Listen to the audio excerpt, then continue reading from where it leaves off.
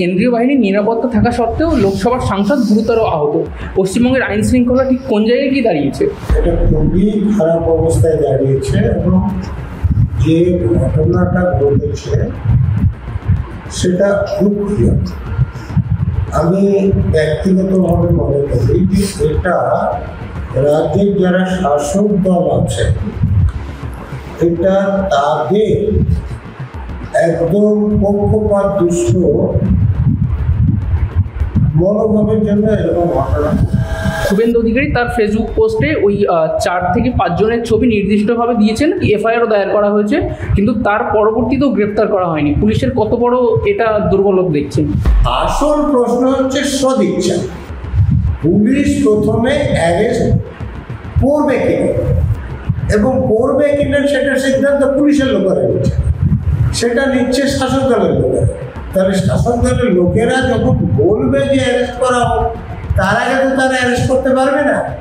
এইটাই হচ্ছে দুর্ভাগ্যজনক। এটা হওয়া ওনার তালে তালে বাদু দিয়েছেন, কালি দিয়েছেন, হেসেছেন।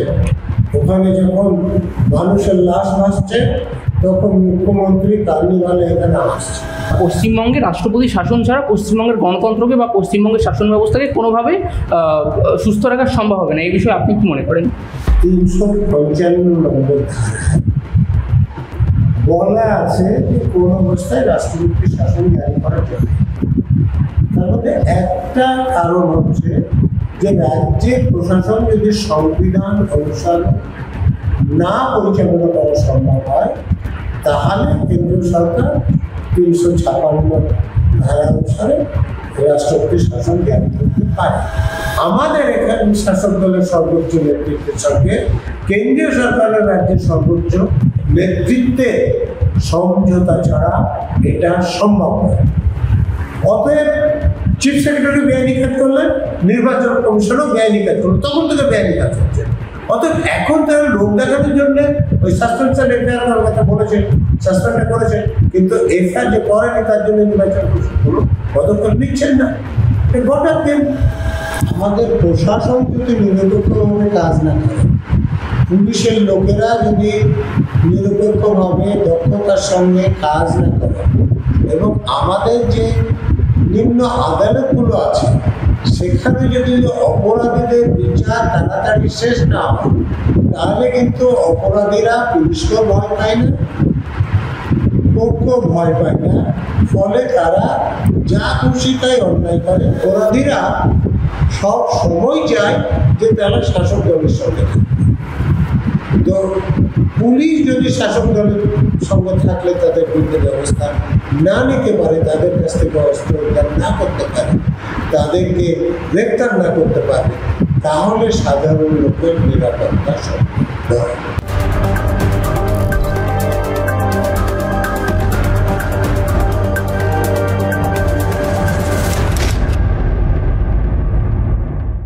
স্যার, কেন্দ্রীয় বাহিনীর নিরাপত্তা থাকা সত্ত্বেও লোকসভার সাংসদ গুরুতর আহত।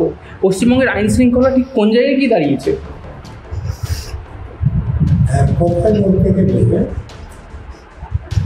এটা খুবই খারাপ অবস্থায় দাঁড়িয়েছে এবং যে ঘটনাটা ঘটেছে সেটা দুঃখজনক। আমি ব্যক্তিগতভাবে মনে করি যে এটা রাজ্যের যারা শাসক দল আছে এটা তাদের একদম পক্ষপাত দুষ্ট মনোভাবের জন্য এরকম ঘটনা। আপনারা জানেন উত্তরবঙ্গে যে ব্যাপক বৃষ্টি, ধস, জলের দোল, মানুষ জমি জানোয়ার সব ভেসে যাওয়া, মৃত্যু, এইসবের ঘটনা ঘটেছে শনিবার দিন মতো রাতে। আমরা একদম রবিবার খুব সকাল থেকে এগুলো টিভি চ্যানেলে দেখছি। এখন যেহেতু রবিবার দিন এখানে কার্নিভাল ছিল, শাসক দলের সর্বোচ্চ নেত্রী তথা রাজ্যের মুখ্যমন্ত্রী তথা পুলিশ মন্ত্রী তিনি সেখানে এই কার্নিভাল মধ্যে যাওয়া দরকার পড়ে, ফলে এখানে থেকে গিয়েছিলেন এবং কার্নিভালে বিভিন্ন উদ্যোক্তাদের নিয়ে আসা, নাচের তালে তালে বাদু দিয়েছেন, তালি দিয়েছেন, হেসেছেন। ওখানে যখন মানুষের লাশ ভাসছে তখন মুখ্যমন্ত্রী কার্নিভালে এখানে আসছে। এইসব ঘটনাগুলো তো সাধারণ মানুষের ভালো লাগার কথা নয়। ব্যক্তিগতভাবে একজন সাধারণ মানুষ হিসেবে আমার ভালো লাগে। এখন এটার ফল যেটা হয়েছে, শাসক দলের লোকেদের যেটা মনোভাব, যে রাজ্যে যখন কোনো বন্যা হয়েছে সেখানে গেলে শাসক দলের নেতারা প্রথমে যাবে, তারাই ত্রাণ দেওয়ার দরকার থাকলে দেবে বা অন্য কোনো ব্যবস্থা নেবে।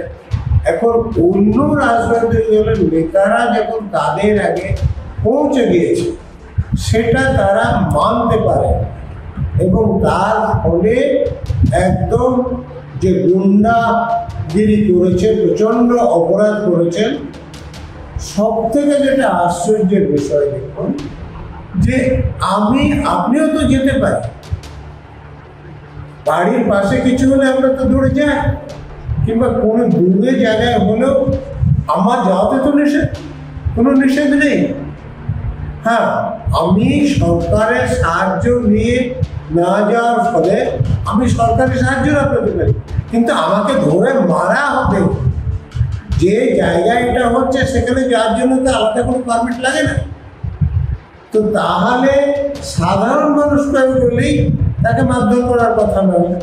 আর যাকে মারধর করা হয়েছে তিনি একজন সাংসদ, বয়স্ক লোক, তার সঙ্গে যিনি আছেন তিনি এখানকার এমএলএ এবং বিরোধী দলের মুখ্য সচেতক।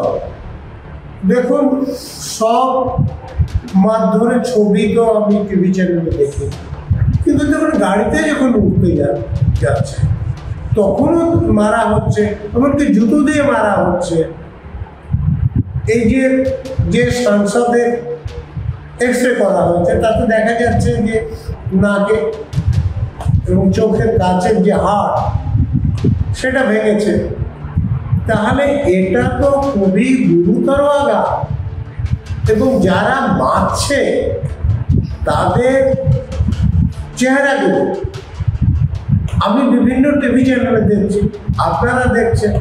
তো স্থানীয় যে পুলিশ আছে তারা সেখানে তো উপস্থিত ছিলেন, তখনও যদি ভালোভাবে চিনতে না পারেন, এই ছবিগুলো যখন দেখছেন চিনতে পারেন তো কথা। তাহলে এখন পর্যন্ত কাউকে গ্রেপ্তার করা গেল না কেন? ওখানে তো পুলিশ ছিলেন না এমন নয়।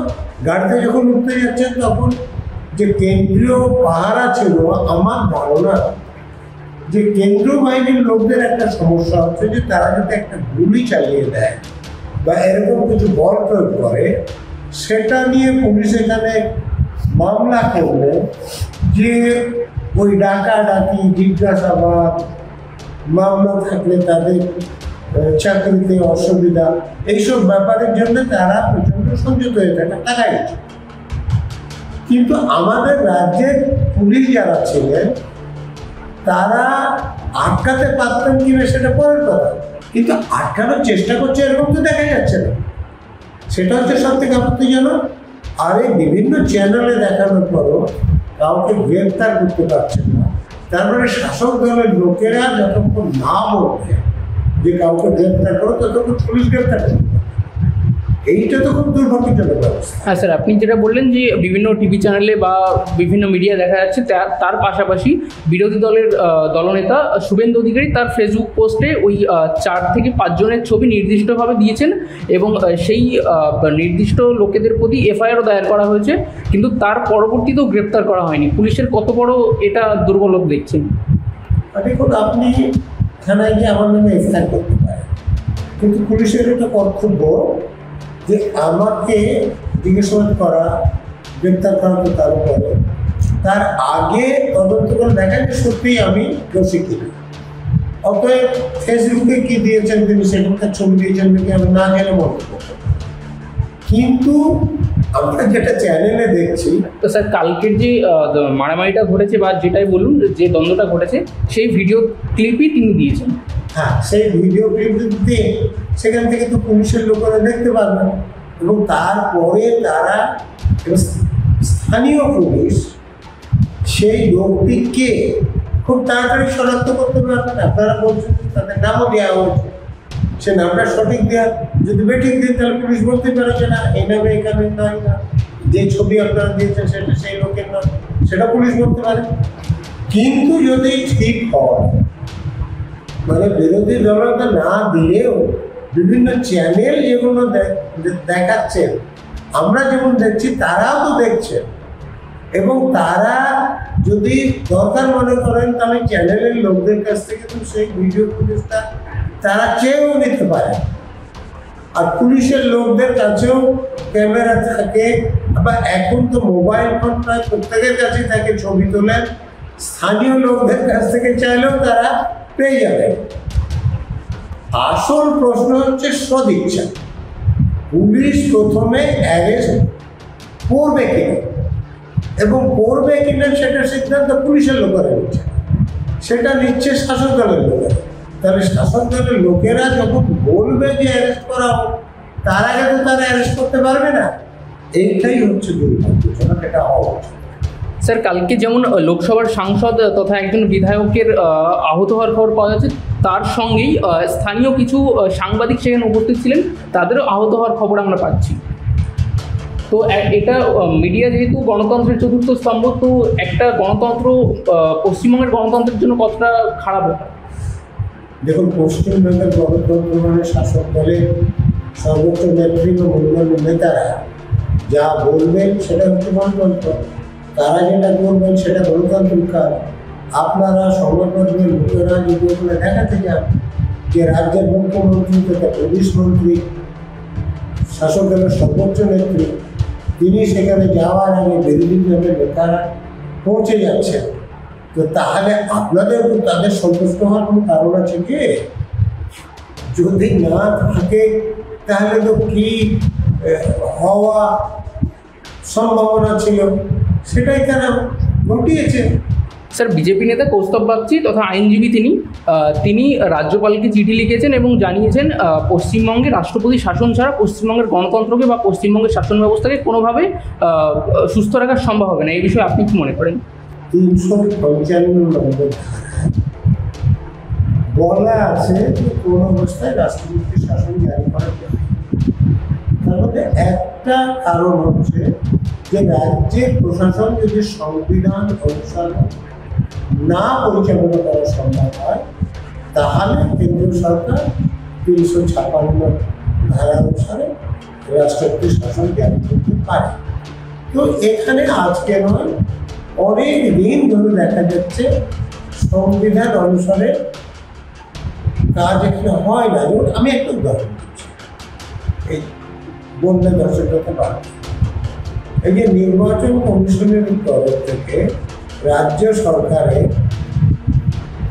কে বলা হয়েছিল যে দুজন অ্যাসিস্ট্যান্ট ইয়ারও এবং আর একজন ডাটা এন্ট্রি অপারেটর এফআইআর এখন করা হচ্ছে কি, কিন্তু নির্বাচন কমিশনও প্রথমটা কিছু চাপাচাপি করেছে, তাদেরকে সাসপেন্ড করা হয়েছে, কিন্তু যে এফআইআর করা হয়নি তার জন্য নির্বাচন কমিশন কোনো ব্যবস্থা নিয়েছে সেটাও আমরা জানি না।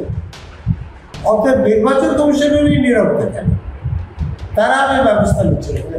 রাজ্য প্রশাসন তো বোঝা যায় যে ইয়ারদের বিরুদ্ধে এফআইআর করতে পারা হয়েছিল, তারা যাদের নাম ভোটার তালিকায় ঢোকার কথা নয় তাদের নাম ঢুকিয়েছিল। তো তারা রাজ্যের শাসক দলের কথাই না ঢোকালে রাজ্যের শাসক দলই তাদের প্রতি অত দরখাস্ত, তাহলে রাজ্য সরকার তাদের বিরুদ্ধে ব্যবস্থা নিতে চাইছেন, এটা বোঝা যাচ্ছে। কিন্তু কেন্দ্রীয় নির্বাচন কমিশন কেন এটা নিশ্চিত করছে? তার মানে আপনি বলতে চাইছেন বহুদিন ধরে যেহেতু পশ্চিমবঙ্গে আইনের শাসন নেই, শাসকের শাসন চলছে, তো সেক্ষেত্রে রাষ্ট্রপতি শাসন লাগু হলেও হতে পারে। রাষ্ট্রপতি শাসন লাগু হবে। আমি একটা আপনাকে উদাহরণ দিচ্ছি। এইবার ভোটের পর মানে 21 সালে যখন মমতা ব্যানার্জি মুখ্যমন্ত্রী তিনি এমএলএ ছিলেন কি, তিনি তো নন্দীগ্রামে হেরেছিলেন। তো যখন মুখ্যমন্ত্রী ছিলেন তখন এমএলএ ছিলেন না। আমাদের সংবিধান নিয়ম বলছে যে 6 মাসের মধ্যে যদি তিনি এমএলএ না হন তাহলে মন্ত্রী থাকতে পারবেন না, মুখ্যমন্ত্রী থাকতে পারবেন না। তো এইটা যাতে না ঘটতে যাচ্ছিল কেন, যে তখন রাজ্যে বন্যা পরিস্থিতি ছিল, কোভিডের লকডাউন লাগু ছিল। তখন রাজ্যের মুখ্য সচিব নির্বাচন কমিশনকে একটা চিঠি লিখলেন যে এই ভবানীপুরের বাই ইলেকশন যদি তাড়াতাড়ি না করা যায় তাহলে রাজ্যে একটা সাংবিধানিক সংকটের সৃষ্টি হবে। দেখুন, আমার মতামত আমি দিতে পারি। আমি কলকাতা হাইকোর্টে এটার বিরুদ্ধে মামলা হয়েছে এবং প্রধান বিচারপতি বেঞ্চ যে মন্তব্য করেছিল আমি সেখানে বলেছি। দেখুন, প্রথমে তারা বলেছিল যে এই রাজ্যে মমতা ব্যানার্জিকেই মুখ্যমন্ত্রী থাকতে হবে, এটা সংবিধান কোথায় বলা আছে? কথা বলা নেই। অতএব মমতা ব্যানার্জি মুখ্যমন্ত্রী থাকলে কোনো রকম হবে না। তারপরে দ্বিতীয় কথা তারা প্রশ্ন করেছিলেন যে চিফ সেক্রেটারি কি করে জানলেন যে মমতা ব্যানার্জি ভবানীপুর থেকে নির্বাচন লড়বেন, এবং কোর্ট সেটা নির্দিষ্ট করে বলেছিলেন যে তিনি যখন সেখানে তার মনোনয়ন পেশ করবেন তখন রিটার্নিং অফিসার বলতে পারেন এবং তার কাছ থেকে জানার পর চিফ সেক্রেটারি বলতে পারেন। কিন্তু সেখানে যখন নির্বাচনই ঘোষণা করা হয়নি তো সেখান থেকে মমতা ব্যানার্জি মন্ত্রী করবেন, এটা চিফ সেক্রেটারি বলছেন। এটা রাজনৈতিক দলের নেতার মতো কথা বলছেন, সরকারি কর্মচারীর মতো কথা বলছেন না, এটা উনি বলতে পারেন। হাইকোর্টের অবজারভেশন আছে। আমি একটা বই লিখছি, রাজ্যে পরিবর্তন কেন দরকার এবং কীভাবে সম্ভব, সেখানে আমি কলকাতা হাইকোর্টের রায়ের এই নির্দিষ্ট প্যারাগ্রাফটা একদম ইংরেজিতেই উদ্ধৃত করেছি। আচ্ছা, এটা চিফ সেক্রেটারি লিখলেন, তিনি বেআইনিভাবে লিখলেন, তার সাজা হওয়া উচিত হয়নি এখন। কিন্তু নির্বাচন কমিশন কি করলেন? নির্বাচন কমিশন এই চিফ সেক্রেটারি চিঠির উল্লেখ করে তখনও 3টে লোকসভায় এবং আরও 31টা বিধানসভায় বাই ইলেকশন বাকি ছিল, সবগুলোকে বাদ দিয়ে ভবানীপুরে ইলেকশন ডিক্লেয়ার করে দিলেন এই চিফ সেক্রেটারি চিঠি রেফারেন্স দিয়ে। কিন্তু আইন কি বলছেন? আপনি রিপ্রেজেন্টেশন অফ পিওপিলিটি যান, সেখানে খুব পরিষ্কারভাবে বলা আছে যে কোথাও যদি উপনির্বাচনের দরকার হয় সেটা 6 মাসের মধ্যে করা যাবে কি না সে ব্যাপারে সিদ্ধান্ত নেবে নির্বাচন কমিশন কেন্দ্রীয় সরকারের সঙ্গে কথা বলে। চিফ সেক্রেটারির কাছে রাজ্য সরকার কোনো পিকচার নাই, তাহলে নির্বাচন কমিশনের যে চিফ সেক্রেটারি রেফারেন্স দিয়ে যে অর্ডারটা এসে করলো সেটাও বেআইনি কেন করলো? আমাদের এখানে শাসক দলের সর্বোচ্চ নেতৃত্বের সঙ্গে কেন্দ্রীয় সরকারের রাজ্যের সর্বোচ্চ নেতৃত্বে সমঝোতা ছাড়া এটা সম্ভব নয়। অতএব চিফ সেক্রেটারি বেআইনি কাজ করলেন, নির্বাচন কমিশনও বেআইনি কাজ করলো, তখন থেকে বেআইনি কাজ করছে। অতএব এখন তারা লোক দেখানোর জন্য ওই সাসপেনশন এফআইআর করার কথা বলেছেন, সাসপেন্ড করেছেন, কিন্তু এফআইআর যে করেনি তার জন্য নির্বাচন কোনো পদক্ষেপ নিচ্ছেন না। তার মানে আপনি বলতে চাইছেন যে বেআইনির একটা সিঁড়ির ধাপ অবলম্বন করে একটা সিঁড়ি পেরিয়ে মমতা বন্দ্যোপাধ্যায় 21শে প্রধান মুখ্যমন্ত্রী হয়েছেন। আমি তো বলছি উনি যখন মুখ্যমন্ত্রী হয়েছিলেন তখন তো এমএলএ ছিলেন, অতএব 6 মাসের মধ্যে যদি এমএলএ না হতেন তাহলে মুখ্যমন্ত্রী থাকতে পারতেন। তো এই 6 মাসের মধ্যে ইলেকশন করার অসুবিধা ছিল। যেমন ইলেকশনটা হয়েছিল 30 সেপ্টেম্বর ঘোষণা করেছিল, কিন্তু 30শে সেপ্টেম্বর মধ্যে লকডাউন ছিল রাজ্য সরকার। চিফ সেক্রেটারি চিঠিতে একটা মিথ্যে কথা লিখেছিলেন যে কমিটি গিয়েছে। চিফ সেক্রেটারি মিথ্যে করে লিখেছিলেন যে রাজ্যে বন্যা পরিস্থিতি ছিল, ভবানীপুর কেন্দ্রেও ছিল, সেটাও মিথ্যে করে লিখেছেন যে আমরা এখানে মিটে গিয়েছি। হাইকোর্ট রায় বলছে, আমি বলছি। অতএব চিফ সেক্রেটারি বেআইনি কাজ করছেন, নির্বাচন কমিশনার বেআইনি কাজ করছে। সেখানে আপনি আশা করেন কি করে যে রাষ্ট্রপতি জারি হবে? পুলিশও সুরক্ষিত নয়। কালকের আমরা উত্তরবঙ্গে যে ঘটনাটি ঘটলো, এমপি এবং এমএলএর যে দুর্ভাগ্যজনক যে পরিণতি, সেখানেও দেখলাম যে গণতান্ত্রিক উপায়ে নির্বাচিত যে প্রতিনিধি তারাও সুরক্ষিত নন। তাহলে সাধারণ মানুষ পশ্চিমবঙ্গের কতটা সুরক্ষিত? সাধারণ মানুষ সত্যিকার অর্থে সুরক্ষিত নয়, কারণ আমাদের প্রশাসন যদি নিরপেক্ষভাবে কাজ না করে, পুলিশের লোকেরা যদি নিরপেক্ষভাবে দক্ষতার সঙ্গে কাজ না করে, এবং আমাদের যে নিম্ন আদালতগুলো আছে সেখানে যদি অপরাধীদের বিচার তাড়াতাড়ি শেষ না হয়, তাহলে কিন্তু অপরাধীরা পুলিশকেও ভয় পায় না, কোর্টকেও ভয় পায় না, ফলে তারা যা খুশি তাই অন্যায় করে। দেখুন, লোকের কাছে প্রচুর আগ্নেয়াস্ত্র আছে, বোমা আছে, গুলি আছে, তারা যখন তখন ব্যবহার করছে, এবং এটা যতক্ষণ চলতে থাকবে ততক্ষণ পর্যন্ত সাধারণ মানুষের নিরাপত্তা নিশ্চিত করা সম্ভব নয়। স্যার, এই দুষ্কৃতীদের মধ্যে বেশিরভাগ সময়তেই তৃণমূলের কিছু ঘনিষ্ঠ লোকেদের নাম কেন উঠে আসছে?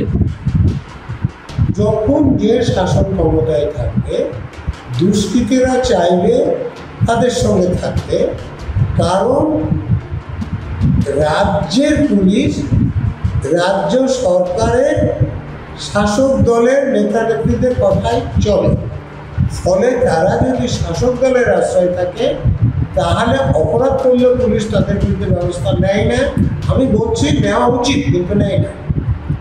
অন্য পক্ষে যদি বিরোধীদের দিকে থাকে, তাহলে অপরাধ না করলেও তাদের বিরুদ্ধে ব্যবস্থা নেওয়া হয়।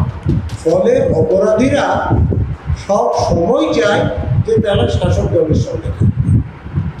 তো পুলিশ যদি শাসক দলের সঙ্গে থাকলে তাদের বিরুদ্ধে ব্যবস্থা না নিতে পারে, তাদের কাছ থেকে অস্ত্র উদ্ধার না করতে পারে, তাদেরকে গ্রেপ্তার না করতে পারে, তাহলে সাধারণ লোকের নিরাপত্তা